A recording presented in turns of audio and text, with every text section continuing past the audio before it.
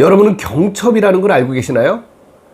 큰 문을 움직일 때 문틀하고 문을 연결해서 그 문이 움직일 수 있게 도와주는 바로 그런 도구가 되겠습니다. 우리의 인생에도 경첩이 필요합니다. 그 경첩은 뭐냐면 바로 근성 다이어리입니다. 이번 시간에는 다이어리를 제가 직접 작성하는 걸 여러분에게 보여드리려고 합니다. 디베의 다방. 자, 이제 근성 다이어리를 소개하는 시간을 갖도록 하겠습니다. 표지입니다. 표지에 장식이 되어 있네요. 제가 알고 있는 어떤 여성분께서 이렇게 꾸며주셨습니다. 반드시 이걸 꾸미라고 저에게 협박을 하셨죠. 그분은 10살이십니다. 그래서 꼭 이걸 하라고 해서 저는 말 잘 듣습니다. 그래서 들어요. 그리고 첫 페이지를 넘기면 이렇게 생활계획표를 저는 만들어서 붙여놨습니다. 이거 초딩이 하는 거 아니야? 초딩 아니고요. 어른도 할 수 있습니다. 눈에서 보여야 합니다. 안 보이면 안 하게 돼 있어요. 그래서 저는 생활계획표를 만들어서 이대로 하려고 노력합니다. 거의 되고요. 첫 페이지를 넘겨보면 학생들을 대상으로 만들었기 때문에 나티베 수학 선생님입니다. 이렇게 만들어 놓은 거예요. 이거는 제 사비로 만들었고요. 상당히 많은 비용이 들어갔습니다. 그리고 저도 이걸 쓰고 있습니다. 그래서 학생들에게 하고 싶은 얘기를 담아놨는데 방금 이 영상을 찍다가 사고를 쳤습니다. 커피가 엎질러져 있네요. 요거 다 커피를 엎었습니다. 열받냐고요? 열받을 거 없습니다. 여기 보면 항상 다이어리 쓸 때 저는 커피를 마시면서 쓸 때가 많아서 엎질르기도 합니다. 집착하지 않습니다. 그냥 하는 거예요. 첫 번째 날 최고의 명언. 나는 천천히 가는 사람입니다. 그러나 절대로 뒤로는 가지 않습니다가 첫째 명언이고요. 시작일이 1월 1일이 아니어도 됩니다. 수많은 다이어리와 책들이 1월 1일 날 시작한대요. 그거 1월 1일에서 1월 31일도 못 갑니다. 그래서 네가 시작하는 첫째 날, 첫째 주, 그 날 월요일이 첫째 날을 되도록 세팅을 한 겁니다. 그냥 갑니다. 저는 이걸 9월 20일부터 썼네요. 물론 이런 다이어리가 수십 권이 있습니다. 그냥 하는 겁니다. 그래서 하루하루 쓰는데요. 나는 천천히 가는 사람입니다. 그러나 절대로 뒤로는 가지 않습니다. 너무 멋있는 명언입니다. 에이브럼 링컨. 이 얘기를 만약에 나티베가 했다면 여러분들 좀 더 감동이 있었을까요? 아닙니다. 중요한 건 이 다이어리의 가장 큰 특징이 뭐냐? 명언이 있습니다. 어떤 명언이 인생을 바꾸기도 합니다. 근데 중요한 거, 그 명언을 말한 사람에 대해서 하단부에 써놨습니다. 설득에는 3요소가 있어요. 로고스, 파토스, 에토스라고 합니다. 로고스라는 건 그야말로 논리입니다. 근데 놀랍게도 그 논리는 10%밖에 사람들에게 영향을 주지 않아요. 그러니까 보시면 요즘 뉴스 보면 어때요? 참 당황스럽습니다.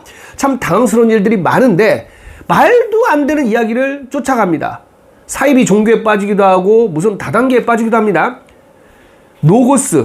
로고스만으로 해결되지 않습니다. 그러면 그 다음 파토스가 뭐냐? 그거는 공감됩니다. 제가 여러분과 함께 지금 감성을 같이 나누고 있는데 그게 파토스예요. 근데 저에게 부족한 게 있나 봐요. 그게 뭐예요? 에토스입니다. 말하는 사람의 자격이에요. 똑같은 이야기를 해도 엄마가 공부해야 하면 잔소리가 됩니다. 근데 여러분이 좋아하시는 뭐 BTS나 그런 사람들이 말하면 가슴에 와닿는 명언이 됩니다. 그게 바로 에토스예요. 말을 할 만한 자격. 놀랍게도 그 에토스가 설득에 60%의 영향을 미칩니다. 저는 지금 이렇게 영상을 찍는 게 어쩌면 60%를 차지하는 에토스를 기르기 위해서 그러는 걸지도 모릅니다. 그래서 저는 계속합니다. 그래서 유명해지면 무슨 짓을 해도 유명해지죠. 그래서 이 세상에 선한 영향을 끼치고 싶지만 그게 안 돼도 상관은 없다고 찾고 자신에게 위로합니다. 내 자식, 나의 학생들만 봐서 그들만 바뀌어도 저는 행복할 것 같아요. 그래서 9월 20일부터 하는데 저는 종교가 있습니다. 그래서 맨 처음 하는 게 기도하기입니다. 지금은 큐티로 바뀌었는데 그래서 강의 준비해야 될 걸 일기가 아니에요. 반성하는 게 아니고 계획서를 작성하는 겁니다. 해야 될 걸 씁니다. 그냥 합니다. 비슷한 얘기들이 계속 써 있어요. 잊지 마세요. 모든 기술의 최고의 어머니는 반복이에요. 뭘 얻으려고 한다면 반복해야 된다는 겁니다. 그래서 하루하루 이렇게 씁니다. 그리고 주말에는 빈 곳이에요. 그러면 여기다가 그 줄을 다 쓰는 겁니다. 환자 아니고요. 이게 즐거움이 되면 여러분 인생 바뀝니다. 수많은 자기계발서와 사이트들이 있어요. 어쩌라고요? 듣고 나면 마음은 뜨거운데 학생들이 또는 젊은이들이 제자들이 묻습니다. 뭘 어떻게 해야 될지 모른대요. 그래서 이거 쓰라는 거예요. 해보면 달라집니다. 여러분 많이 힘드시죠? 저도 힘들었습니다. 저도 힘들었고 그걸 이겨내기 위해서 발버둥 치다가 찾아낸 게 바로 이 근성 다이어리라는 겁니다. 하루하루 써갑니다. 그러면서 변합니다. 변합니다. 정말 변해요.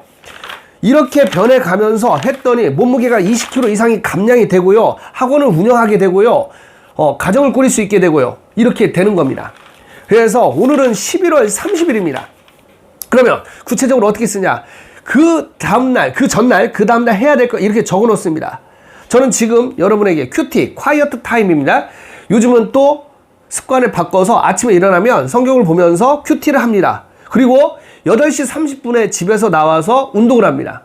운동을 하는데 처음에 근력 운동을 하고 9시 30분부터 줌바를 추고 그 다음에 씻고 출근합니다. 그럼 학원에 도착하면 11시 10분쯤 됩니다. 그럼 그때부터 강의 준비, 독서를 합니다. 오늘은 이렇게 시간이 되는 가장 큰 이유가 뭐냐면 고3이 수능이 끝나서 시간이 비기 때문에 이 시간을 낭비하기 싫어요. 그러면 뭔가 해야 될 게 뭘까? 내 자식들, 우리 제자들에게 도대체 다이어리 어떻게 씁니까? 그거 보여주고 싶은 거예요. 다꾸 아니고요. 여기다 스티커 붙이고 이런 거 아니고요. 그거 좋으면 그거 하시면 되는데 저는 진정으로 어떻게 내 자신을 바꿀까 고민하는 시간을 가져보자는 겁니다. 이걸 꾸준히 합니다. 그럼 분명히 나아지게 되는 거예요.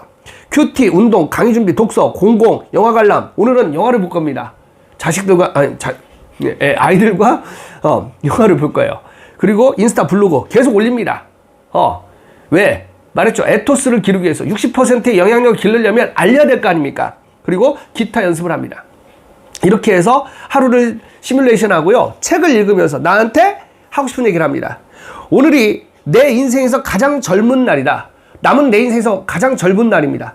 여러분도 마찬가지입니다. 여러분의 인생에서 가장 젊은 날이에요.